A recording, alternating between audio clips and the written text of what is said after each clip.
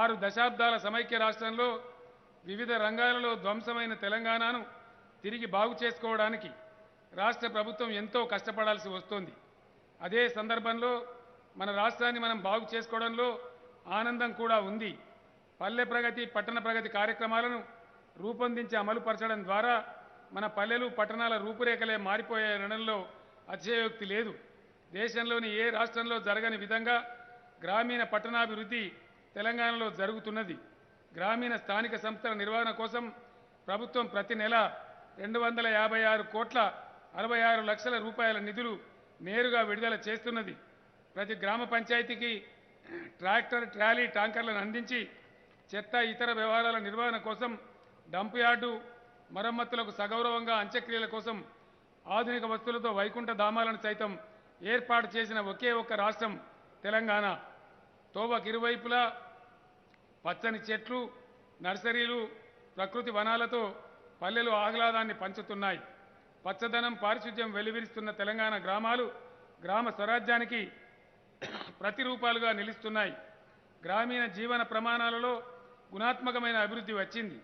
ప్రభుత్వం అమలు చేస్తున్న పల్లె ప్రగతి, పట్టణ ప్రగతి కార్యక్రమాలకు నేడు దేశవ్యాప్తంగా విశేషంగా గుర్తింపు, ఆదరణ లభిస్తున్నది.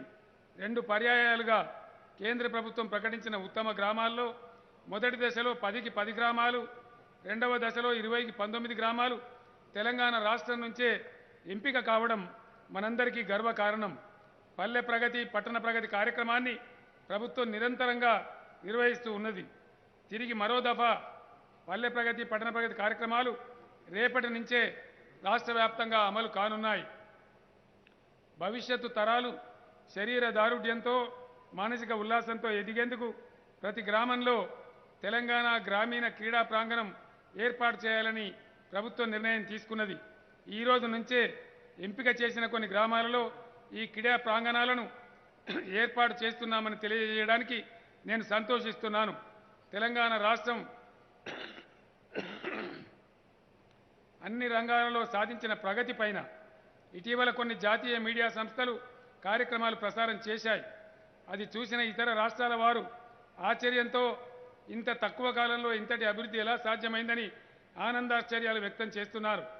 మనం అనతి కాలంలోనే అనితర సాధ్యమైన అభివృద్ధిని సాధించగలిగామంటే అందుకు సహకరించిన ప్రజలకు, ప్రజాప్రతినిధులకు, అధికార యంత్రాంగానికి అందరికీ కూడా హృదయపూర్వకంగా అభినందనలు తెలియజేస్తూ ఉన్నాను. రాష్ట్రం ఏర్పడిన అతి కొద్ది కాలంలో అత్యంత అభివృద్ధిని సాధించి తెలంగాణలోని ప్రతి పౌరుని హృదయంలో గొప్ప స్థానాన్ని ప్రభుత్వం సంపాదించుకుంది. చిత్తశుద్ధి, నిబద్ధత, ప్రజా సమస్యల పరిష్కారం పట్ల ఎలలేని శ్రద్ధ, పాలనలో పారదర్శకత, నిర్ణయాలలో మానవీయ కోణంతో పాటు కార్యక్రమాలలో గట్టి పట్టుదల ఉంటే సాధించలేనిది ఏదీ ఉండదు.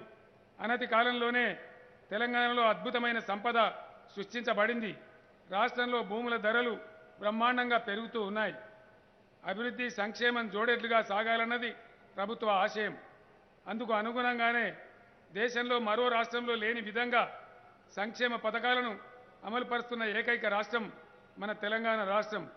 రాష్ట్రంలో ఈరోజు ప్రభుత్వ పథకం చేరని ఇల్లు లేదంటే అది అతిశయోక్తి కాదు. వృద్ధాప్య పెన్షన్ పొందేందుకు అర్హత వయస్సును 57 ఏళ్లకు తగ్గించుకున్నాం. దీనివల్ల మరింత మంది నిస్సహాయులకి ఆసరా పెన్షన్ అందనుంది. ప్రభుత్వ పింఛన్ పొందేవారి సంఖ్య మాత్రమే కాదు, పింఛన్ మొత్తాన్ని కూడా భారీగా పెంచి అమలు చేస్తున్నది. పేదింటి ఆడబిడ్డను తల్లిదండ్రుల గుండెలపై కుంపటిగా భావించే పరిస్థితి ఉండకూడదని తెలంగాణ ప్రభుత్వం కళ్యాణ లక్ష్మి, షాదీ ముబారక్ పథకాన్ని ప్రవేశపెట్టింది.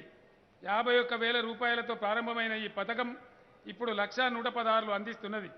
ఈ పథకం ద్వారా ఇప్పటి వరకు 11,44,000 మంది ఆడపిల్లల పెళ్లికి ఆర్థిక సహాయం అందించబడింది.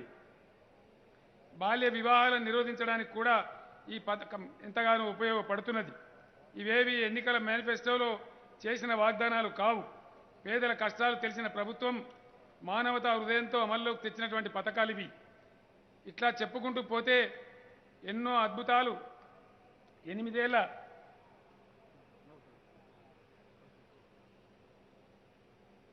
చిరుప్రాయంలో రాష్ట్రం సాధించిన విజయాలలో ఇప్పటివరకు నేను పేర్కొన్నవి కొన్ని మాత్రమే. హాయ్ ఫ్రెండ్స్, మా టుడే టుమారో యూట్యూబ్ ఛానల్ చూస్తున్నందుకు చాలా థ్యాంక్స్. మరిన్ని లేటెస్ట్ వీడియోస్ కోసం వెంటనే సబ్స్క్రైబ్ చేయండి. అలాగే ఈ బెల్ ని కూడా రింగ్ చేసేయండి. మా నోటిఫికేషన్స్ అన్ని మీ మొబైల్లో వస్తాయి. అలాగే మా వీడియోస్ మీకు నచ్చితే లైక్ చేయండి, షేర్ చేయండి, నచ్చకపోతే కామెంట్ చేయండి.